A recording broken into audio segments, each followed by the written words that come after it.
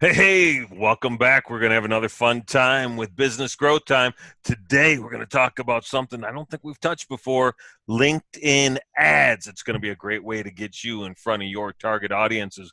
And we've got the one and only AJ Wilcox talking about that. But before we talk about AJ, let me introduce you to the lovely, the talented, the fantastical Janet E. Johnson, where right now the E stands for earworm because she's going to say something that's going to stick in your head all day. I don't know what it's going to be, but I can't wait. My whole goal, AJ, is just to make her laugh. Digging for these words at this point. 102, Janet E. Johnson. 102. How many E words do you think there are? Giant dictionary, and you'll have E words all day. That's it, man. I was going to use elliptical because our guest AJ is actually on a treadmill right now. So this is going to be like the most active show we've had. For mostly him. I'm still sitting. Don't worry, I won't turn it on. I'm jealous. Yeah, I stand up once in a while, but once in a while, sometimes you have to go to the bathroom or that's about feed right. A cat or whatever the case may be. Well, awesome. We appreciate you coming on, AJ. It's a pleasure to have you here. So excited to be here, guys. Thanks so much for having me. Awesome. Well, let me give you a proper introduction. I mean, Terry's introduction was awesome, but let's tell everybody a little bit about your background, just so they understand where you came from. You are a LinkedIn Ads Pro. Love it. I don't even know hardly anybody that is proficient with LinkedIn ads. You founded B2Linked.com, and that's a B and then a number 2, linked.com. A LinkedIn ad-specific advertising agency in 2014, so it's been a few years. As official LinkedIn partners, they manage among the world's most sophisticated advertising accounts worldwide.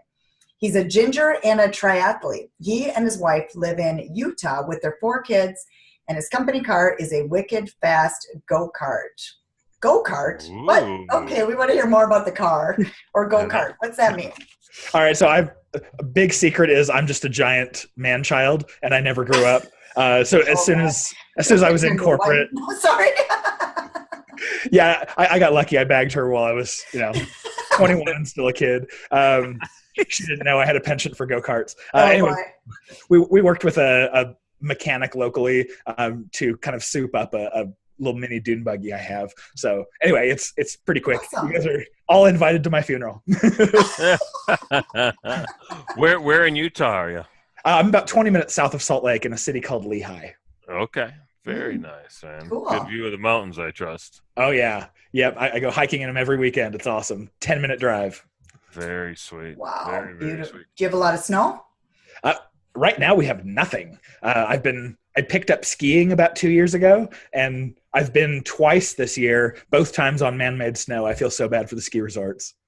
Oh, wow. Even in the mountains, it's light, eh? Yeah. I mean, it's 50 degrees down here in the valley, and then you get up into the mountains, and it just hasn't snowed much. Wow, I've heard that in Colorado too. Whereas Terry's, he's in Detroit area, well, outside of Detroit, and getting dumped on today. So, yeah, they even closed schools. Come on, Terry, share a little bit. Yeah, man. I'd love to sprinkle that shit everywhere, dude. I think the more snow, the merrier. Unless I'm on a beach, in which case I don't want to hear about it, see about it, think about it. You can keep it. But yeah, man, for right now, we're going to get like 10 inches today, which is kind of fun and exciting, unless you want to go skiing in Colorado or Utah.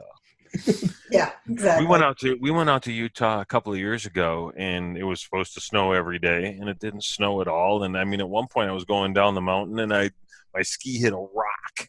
Right? I mean, it was that barren, and fortunately I had the insurance. Always get the insurance when you run skis, kiddies. You never know what's going to happen. They're like, man, that $3 saved you $800. I was like, good move by me. Yeah, so good time, man. Utah is a cool state. If there was a place I would move that wasn't Minnesota, Utah would be on that short list. Come on out. We got to go hiking together. Yeah. And or skiing. For fun. All Avoid right. the rocks. So, yeah, no kidding. Avoid the rocks. So, stand-up desk connected to a treadmill. We gotta hear about that story before we get into the meat of this. What's up with that? Yeah, so it's no secret by looking at me that I'm not a skinny dude, and so I'm always looking for ways to burn some extra calories because I eat way too much. And so I did get a treadmill desk. I bought a cheap one off of Craigslist several years back and proved to myself I was actually going to walk on it every day. And then as soon as I could prove that there was a case for it, I went and got a really nice one that could just go all day long. So every day between 13 and 20 miles usually is what I put in. 13 to 20 miles walking. Wow. That's awesome. Do you ever step up the pace, or do you kind of keep it nice and mellow most of the day? I try to keep it at 3 miles per hour whenever I can. But if I hop on a phone call, you don't want to get breathy. So I usually back it down to like 2.5 miles an hour. And I pace when I'm on tired, the phone.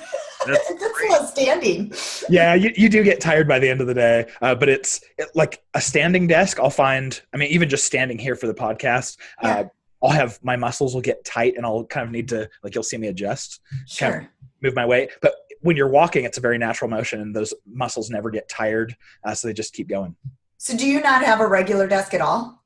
No, not really. This is kind of all I have. If I need to, I can go grab the laptop and sit on the couch, but that's crazy. Well, yeah, because I find I can do the standing in my windowsill. I have a huge ledge that I just figured, why buy a stand-up desk? I have one built into my office. But the bottom line is, I forget about standing up. I just end up sitting all day long. And then I'm like, oh my gosh, you sat there all day long. And, like Terry said, you just sometimes only get up to go to the bathroom. I mean, so it's bad. That's fantastic. So there's a tip for our audience right there. Stand up right now. Yeah. All right. So your body's not actually made for sitting, right? That's not evolutionary wise. We were supposed to be like predators and out walking around and moving and doing stuff all day, every day. And here we are hunched over a desk for 9 hours a day. How crappy is that? Get out and start hunting and gathering again. Make America hunt again. I can't wait. Maha. Oh, that's great. Well, we know a lot of people that do work on computers, they end up sitting a lot. So I think. All right, I'm exhausted. That's too much. Yeah, Terry's already worn out. Too much. That's too much movement. So let's get into the meat of this. We want to talk Facebook ads is my world. That's you, Janity. It's always about Janity Johnson. Yeah. LinkedIn ads, actually, this is a fantastic conversation because my view on ads, and we've talked about, Terry and I have discussed the view on LinkedIn ads, and we feel we've tried them, but it's kind of like, let me back this up. It's kind of like people coming to me and going, well, I tried Facebook ads. I put $20 towards an ad and it never worked. And I'm sure you've heard that before. I tried LinkedIn ads and they were too expensive. So let's overcome all this objections and tell us why you decided to focus on LinkedIn ads. Sure. Well, the reason why I started focusing on them, I actually kind of stumbled onto them. At a previous employer, I walked in on my very first day to go talk to the CMO, and I was an SEO guy and an AdWords guy before that. And so I walked in and laid out all of my marketing plans and all these different channels and what I wanted to do. And I remember her saying, the CMO, okay, all that sounds great. Go ahead and execute. But just so you know, we just started a pilot using LinkedIn ads. So see what you can do with them. And I was like, yes, ma'am, absolutely. And I walked out of her office and went, what are LinkedIn ads? I've never heard of this. And of course, you don't want to look like an idiot on your first day of work to your brand new boss. So I went and dove into the platform. And it wasn't pretty. And I had lots of questions. But within about 2 weeks, one of our sales guys came up to me and said, hey, AJ, we're over here. We're loving your leads. We don't know what you're doing, but keep it up. And so I go log into Salesforce at the time, and I'm looking at, what are these leads he's talking about?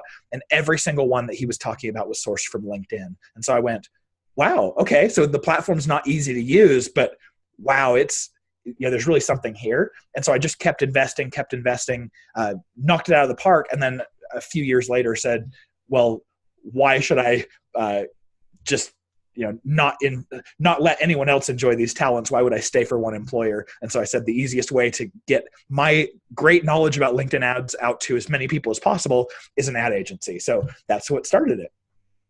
Nice, man. Nice.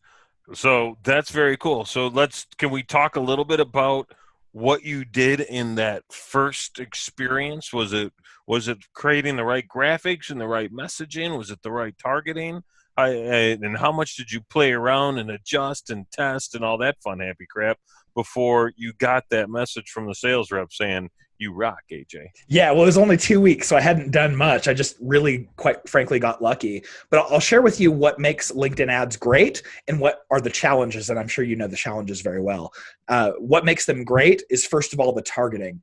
If you've ever tried to do B2B on Facebook, and Janet, I'm sure you have things like their job title and company size and company industry and office type. You have the filters, but it's probably something like 5% or fewer people are actually putting that information in their profile. So when you go onto Facebook ads and you're having a lot of success, it's really inexpensive, and you go, "This is great, let's turn it up." And you go to turn the knob up to 11 and realize that it doesn't go any higher than that, just because your audience is limited. But LinkedIn has had that audience from day one. The second you create a profile, they know everything about your what your skills are, what groups you're a member of, what your job title is, what your seniority is, what company size, what company industry, education. It just goes on and on and on. And so it's very, very rare when someone comes to me and they say, "Hey, I'm in B2B. How do I reach my potential customer?" And I go, "You can't do it on LinkedIn," because you just can't. It's perfectly scalable. The big downside, though, is, as you mentioned, it's the cost. Most clicks on LinkedIn cost between $6 and $9, which is 5 to 8 times more than Facebook in B2B clicks from my experience. So it is expensive, but that initial click cost is not a big deal as long as you have a big back end payout. So what I tell people is LinkedIn ads are worthwhile if you're going to make $15,000 or more from a deal, because cost per acquisition is usually in the $2,500 to $6,000 range. And so you want to make sure you make a healthy profit in there. But that's the line in the sand I've drawn. Lovely. And you only do LinkedIn ads? You don't touch Facebook ads? You don't do Twitter ads? You don't mess around with Instagram or anything? Well, he said he came from AdWords, so do you still dabble in that world? Or I dabble in, and I have to admit, I do love Facebook ads. I love Twitter ads. I love everything social. I still dabble in everything just to stay sharp, because that was my background. But I've chosen to build the agency off of the one thing in the world that I do better than anyone else, which is LinkedIn ads. But yeah, I still try to keep, I speak at a lot of conferences, and therefore I get to listen to a lot of experts talk. And so I'm constantly trying to stay, cutting edge there, but we don't offer any sort of other advertising to our clients. Wow. Got it. That's cool. I'm sensing a good partnership coming up. Woo! Yeah, there you go. So so what size company do you typically deal with then? Because you were just talking about cost per acquisition, the small entrepreneur type is not your potential client, correct? Yeah, we work with a lot of those kind of folks, but it's usually, I don't recommend that you spend less than about $3,000 a month when you're advertising on LinkedIn. And of course, we manage budgets all the way up into the hundreds of thousands. We manage several of LinkedIn's largest accounts worldwide, and so it's everything in between. But if you're going to spend less than about $3,000 a month, I don't think the data is going to flow fast enough, and you're probably going to get maybe bored and thinking, "Oh, it's not working. I'm not seeing the results." So as long as you can spend, as long as you're going to make a lot of money from a deal over the lifetime, and you have 3 to 5K in budget, I think LinkedIn's a great target for you. Makes sense. So the lifetime value of the customer is what's really, really important there. And so name some types of companies that this would really work best for, or types that you're working with. Industries or companies that we're industries. Yeah, industries. Yeah, so SaaS software works really well, because generally, companies aren't going to balk at the price tag too much. Buying a license of Salesforce that costs $3,000 or $4,000 a month, not a big deal for a whole sales team that rely on the tools. So SaaS software works really well. We've had medical devices work really well, because you sell an MRI machine and it's a couple $1 million, and anything really that's big ticket that you have a specific type of business buyer in mind is going to work great. Makes sense. Got it. And then, so Facebook ads, you can really refine the targeting and get really granular. And you made the point that in LinkedIn ads, you've got so much more content, not necessarily content, but so many more descriptors of who a person is. Is it really just the same process of making sure that you're clicking off the right targets to get these things to really sing? Yeah, really similar. I do the same thing with Facebook ads as I do in LinkedIn, where I narrow down my audience as tight as I can to where it makes sense. You don't want to go too tight and have your audience burn out after they've seen your ads, 8 times today. But you want it big enough that you're going to reach a decent pool of people. So it's the same kind of process. It's just if you compare, let's say, Facebook ads to LinkedIn ads, you're going to feel like LinkedIn ads is back in the Stone Age. I look at Facebook and I just see tons of options, and I can't, and I couldn't even tell you what half of them do. But with LinkedIn, there are 3 or 4 options, and it's pretty explanatory what they do. It's like AdWords back in 2005. That's great. Perfect. That's great. So simple. I like it.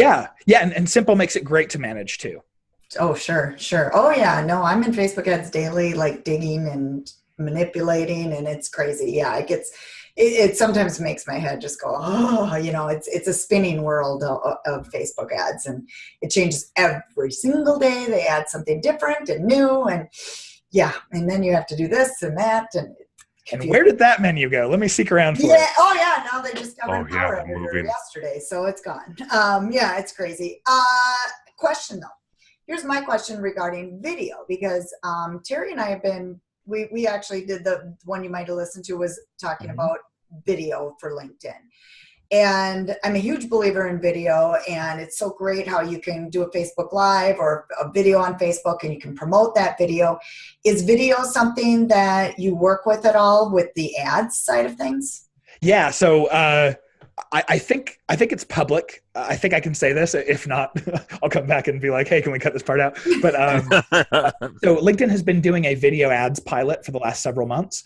Several of our customers have been part of it, so we have gotten to use the video ads. They should be public and generally available to everyone. I would say probably next month, I want to say. Anyway, I hope I'm safe saying that. I kind of have the handcuffs on me because we're official LinkedIn partners, so I hear about things earlier, but they don't necessarily tell me when it's okay to say things and when it's not. Got I it. think I've read something publicly. This is a few weeks out anyway. No, you know what? Nobody listens to this show anyway. So. Good that I have so many more secrets I can share. Perfect. Yeah, so video will be coming, but I'm pretty confident in saying, just from what I've seen in the beta, that it will not be what you're experienced with in Facebook ads. I mean, Facebook ads video is just incredible. It's incredibly cheap. And I feel like LinkedIn's probably going to be much more expensive. So I don't know that I'm going to be a giant proponent of it, but I'm excited to see what the public sees when it comes out. But it'll continually improve like most things do, right? Although LinkedIn has a tendency to screw some things up here and there. Fairly consistently as well. I've been a power user of LinkedIn since 2004, so I've know how they move. There was literally 6 degrees of connections on LinkedIn when I started, right? And that has not been the case for a long time. And they've consistently added some really cool things, events, and the event manager was awesome.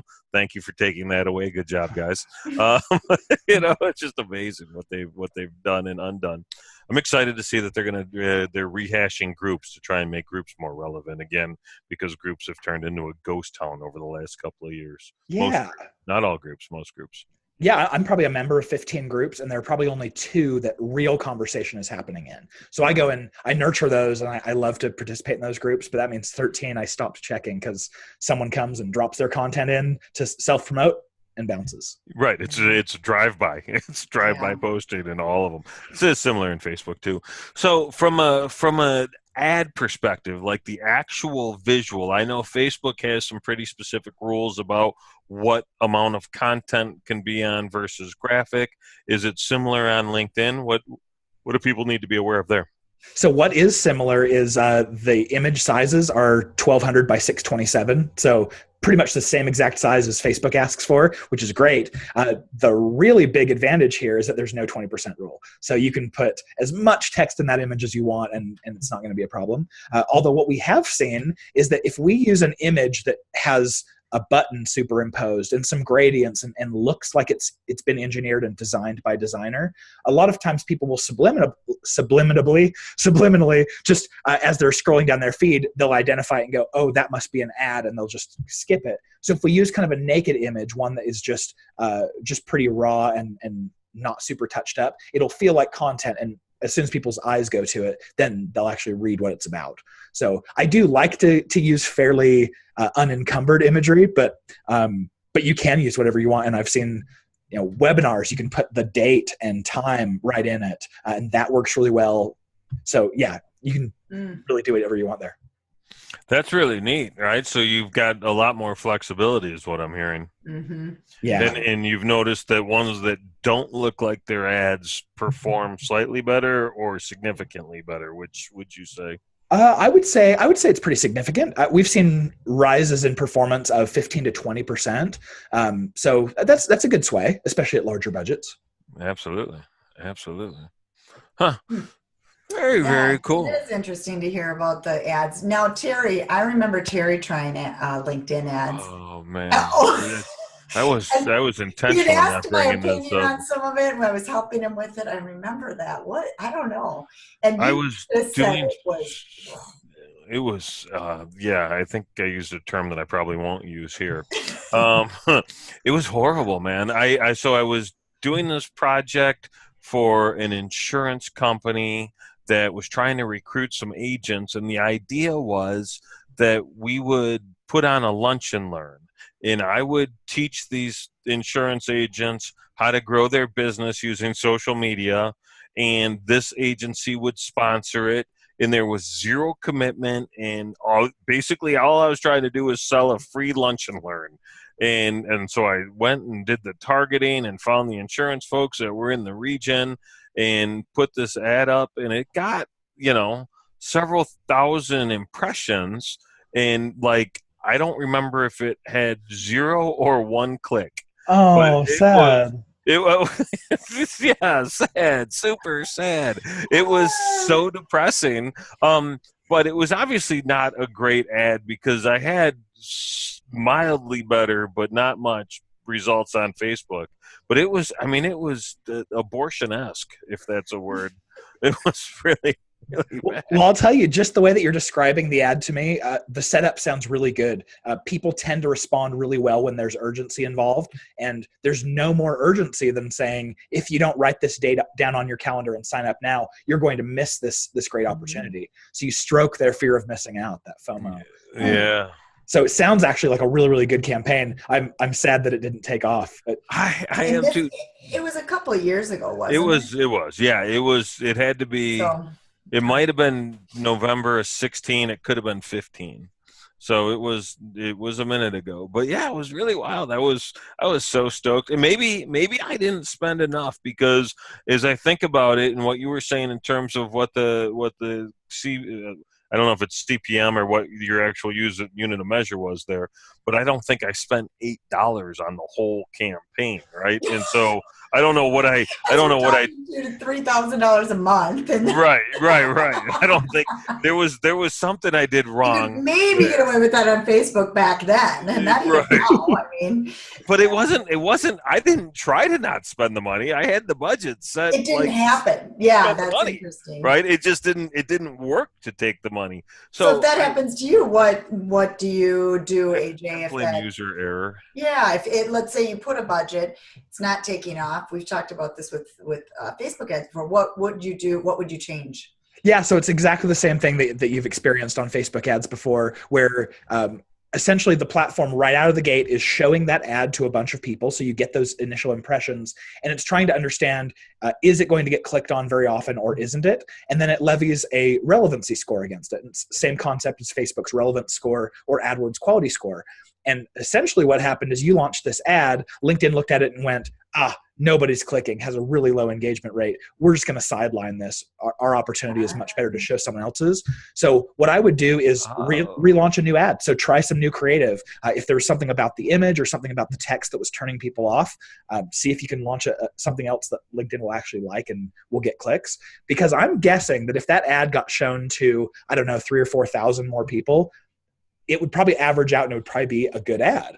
But I think LinkedIn, because every platform makes the call a little bit early.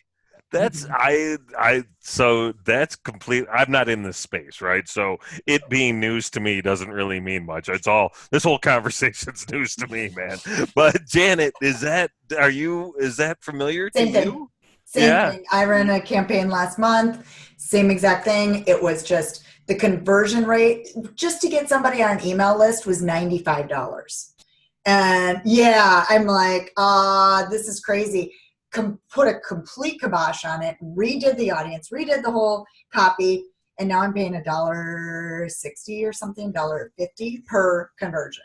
And now it's beautiful and it's running great. So, you know, you just sometimes have to put the complete kibosh on it if it's But this is the opposite. This is you knowing what you're doing, checking the analytics, seeing it screwed up, and stopping it. What AJ just said, LinkedIn looked at my ad, decided that it was garbage and it could make money elsewhere. Yeah. And so that, okay. Same thing. Yep. They do that sometimes where all of a sudden, actually, I was listening to a podcast this morning about it. Exactly what AJ said. Yeah. So it does happens in probably in everything where they just go, you know, you're not maybe your bid's too low, something like that. And they give a preference to somebody else. So I'm sure LinkedIn does that too, I would assume. Yeah, and you think they have, I'm sorry, AJ, but I would think they have so many different ads going after so many different audiences that why would they care, right? I wasn't looking for everybody. I was looking for insurance reps in a 25-mile radius. How hard could that audience have been hit? But for like a week, and that was it. There might have been a big spender. I'll let AJ add to it. Sorry, probably one of my clients. I'm stealing all your impressions. Exactly. Yeah, right? Dude, that's like, way to go, shooter. Thanks a lot, man. But you can see this effect really clearly if you go to any of the social platforms and into a single audience. If you launch 3 or more ads, what you'll naturally see is one ad will become the favorite and will get most of the impressions. One will do okay, and the others will just be ghost town, like 2, 3, 4 impressions. Sometimes I've seen on Facebook, and essentially what happened is you launched one of the ads that LinkedIn assumed was the 3rd or the 4th. So you're kind of competing against yourself if you do it the wrong way. You're right. Yeah. It was an interesting learning experience, and what I learned was not to do that again. That was good. Hey, let's not have any of this in the show notes. Just as a note. Oh, okay. I don't care. I'm just kidding. That's funny. Too fun. Well, that's cool, man. That's cool. So can you talk about some of the results that you've been able to get for folks? Yeah, I actually have a really interesting case study I can show that doesn't necessarily make us look very good, but they do illustrate a really important point. So we were running a campaign, this has been a couple years ago, for HR software. So what we were doing is targeting basically anyone manager and above in HR who might be involved in the purchase decision of using applicant tracking software. And so they gave us something like 6 different offers. And as I'm sure you guys know, if you put up on social media an ad that just says, talk to our sales guy, no one's going to want to click it. And so it's just going to vanish and it won't be able to spend any money. So what we have to do is provide something that's really attractive, that's worth sidelining someone or derailing them from what they were already trying to do on the platform. So usually that's something like a good piece of gated content. Well, this company, they gave us 6 different pieces of gated content, and none of them were particularly good, but they were gated content we could use, and we can kind of spice them up. So we put out ads. We were getting somewhere around it was probably somewhere around $100 to $110 cost per download, which is on the high side of average on LinkedIn, not amazing by any means. And what we found is that with these rapid iterative tests that we did with our imagery and our ad copy, we could test and find little efficiencies here and there. And so after all of these tests, we got to the point where we were doing like 5 to 15% increases in efficiency just from changing the language. And then one night, they shot us over and said, hey, we have a new asset, and it's called The Ultimate Guide to Onboarding. They sent it to us. We put out an ad that actually had a grammatical error in it. It said your instead of Y-O-U-R instead of you apostrophe R-E. So there's a misspelling. Like, that's just embarrassing in my book. But immediately the next day, we had a $33 cost per download. It was literally 3 times a better performer, 3 times higher conversion rate. Even with the misspelling, nobody pointed it out. Exactly. Or is it because everybody wanted to point it out? They're like, hey, I got to look at this crap so I can banish them. No, I mean, thank goodness we never got called out. We noticed it before too many people saw it. Sure. But we went to the client, and what that really shows is the importance of your offer, because you can work all day long on the ad copy and the image, and it may only make 5 to 15% of a difference there. But if you concentrate on the offer, it can literally triple your conversion rates. Makes a good point. Yeah. Maybe, you know what? I'm going to blame the lunch. It clearly wasn't the learn portion of the offer. It was the lunch. The lunch was BS. Oh my gosh. Nobody wants your burritos, Taco Bell. No one wants them. Maybe that's a Facebook thing. That is not a LinkedIn play. I'll tell you that. That's funny. Oh, my goodness. Well, cool. Good. What else should we know that we haven't asked? We're getting close to wrap up time. Is there anything you didn't cover that we should have? Yeah, let's talk about the different ad units. So the ways that your ads will actually show up on the site. And there are some intricacies here that you may want to keep in mind as you're deciding to publish on LinkedIn. So the very first ad unit I'll tell you about is the one that appears right in your news feed. And so if you just open up linkedin.com on your browser or on your mobile device, just open the app. The very first thing you see is the mobile feed or the news feed. The second item in that list is going to say promoted, and it will be from a company that you don't currently follow. So that's the first ad. Some interesting things about this: it has the highest engagement rate of any ad on LinkedIn. So this is where I tell people to start. It's probably going to be somewhere between $6 and $9 for a click. So be aware.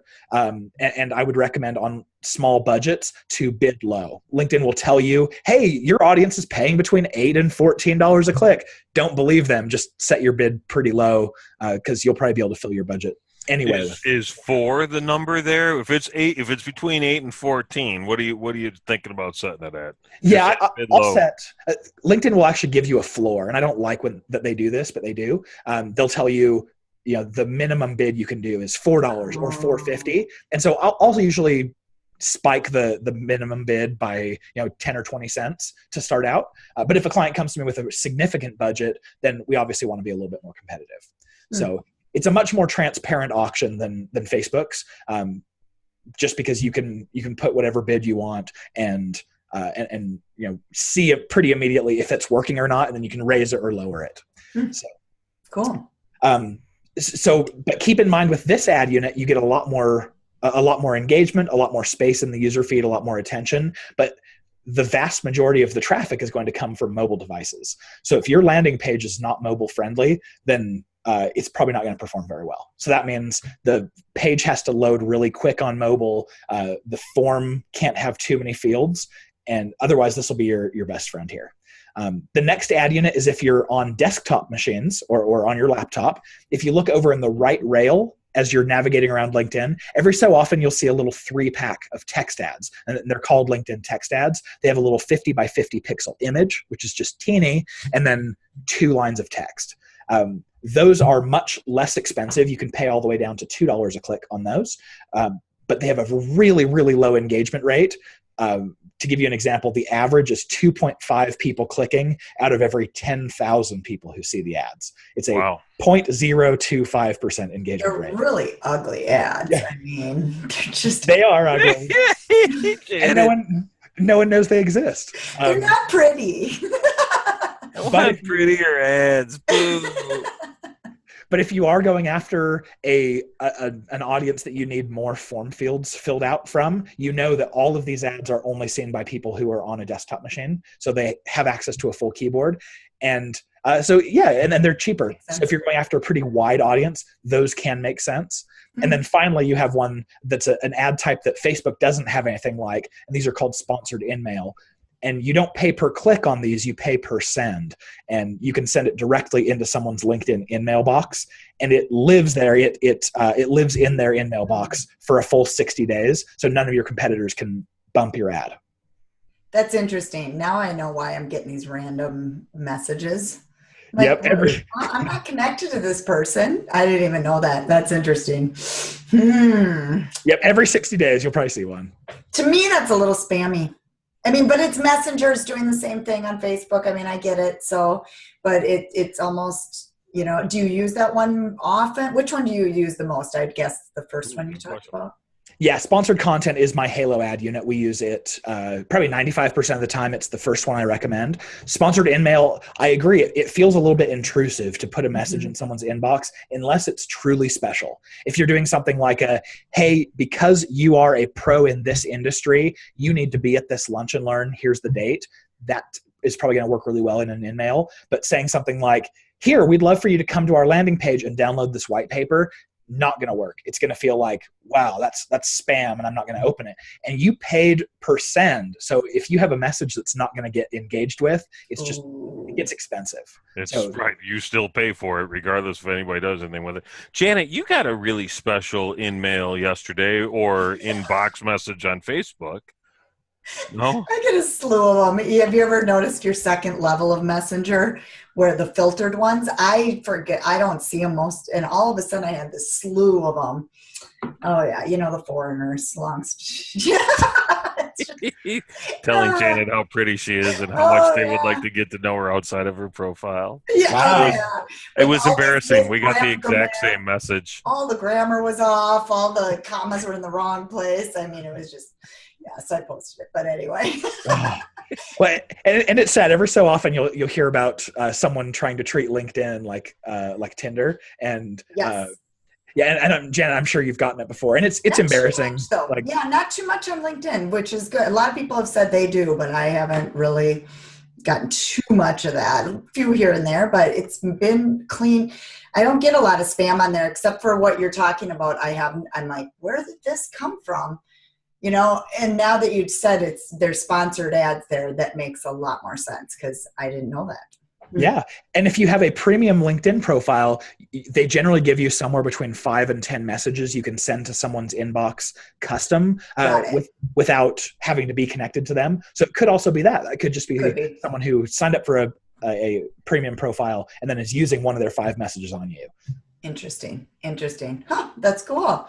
Well, now you've talked about we broke down the cost, the different placements, all that kind of thing. Let's get into anything else that you could give as a tip to our audience. Let's say somebody's listening, they wanted to try out LinkedIn ads tomorrow or today. What would your advice be, your very first advice be for them? So I think my best advice is going to come down to when you're choosing your audience, think about them in 2 sections. So number 1, you have the user themselves. And then number 2, you have what kind of organization they're at. Because obviously if you're trying to sell a product to CFOs, you could have a company with 2 people be a CFO, have a CFO, and they may not be able to afford you. So what I will do is break down the user themselves by either their job title, by their job function, which is what department they sit in with a level of seniority attached, by skills that they have with a seniority attached, or groups that they're members of. So that's 4 really good ways of narrowing down and finding the right person in the organization. Then under the company itself, you can target actually by company name, which is awesome. You can do that a little bit with Facebook. It's been a little gimped lately, but you can actually do it in bulk. You can upload a spreadsheet of company names to either target or exclude in LinkedIn, which is amazing. It is. Yeah. And so there's that, either company name, or if you don't know the individual companies, you can get the company industry and or company size. So you can say, hey, I want CFOs in companies in the tech sector with at least 500 employees. You can do that kind of targeting. And that's what I do. Think about your prospect in both of those terms, and you can find the right targeting to reach them. That sounds complicated to me, but I get it. Sorry, I should try to make that simple. So let's put it to the next level. How can people get a hold of you? Because they will need, if they really want to do this right, they need your help. So what's the best way to reach out to you? Sure. Well, I'll give everyone who's listening an offer, because I realize that not everyone who wants to advertise on LinkedIn can afford us or would want to have us run their campaigns. Sure. So if you go to B2Linked, that's the letter B, the number 2, and then the word linked.com, /checklist, you can download our free 8-point checklist, which is exactly how we launch our customers. So the 8 things you need to have prepared. And then, of course, if you just go to b2linked.com to the bottom and fill out the form, you will not be in some marketing automation workflow. You won't have a sales guy aggressively pursuing you. It just goes right into my in-mail box, and I don't sell. So anyway, reach and ask me any questions you want. Awesome. Thanks. We appreciate your time, AJ. This was great. This was very informative, I think, to both me and Terry, right? And Absolutely. Great content. And hopefully for our Ernie too. audience. Yep, exactly. Well, thanks, guys. It's been such a pleasure. And Janet, I absolutely love looking at the hashtag on your wall behind you. I like that you're standing up, so it makes me feel lazy at the moment. I would have liked to known how many miles, but you were kind enough to not be walking during this show. You could have knocked off like a couple of miles while we were doing this, man. Maybe 4. Yeah, no one wants to see me bobbing up and down. That's awesome. Well, you can also find us we have a Facebook group, not LinkedIn, Facebook, Facebook group, and it's businessgrowthtime.xyz. So feel free to join that. And then any of our past podcasts, this is show 102 that we're recording now. So we just launched 100. And you can find any of those past podcasts at businessgrowthtime.com/blog or /podcast, either one. So thank you so much, AJ, for your time. I appreciate it. Thanks, guys. Party on. Have a great weekend. It's good to see you, man.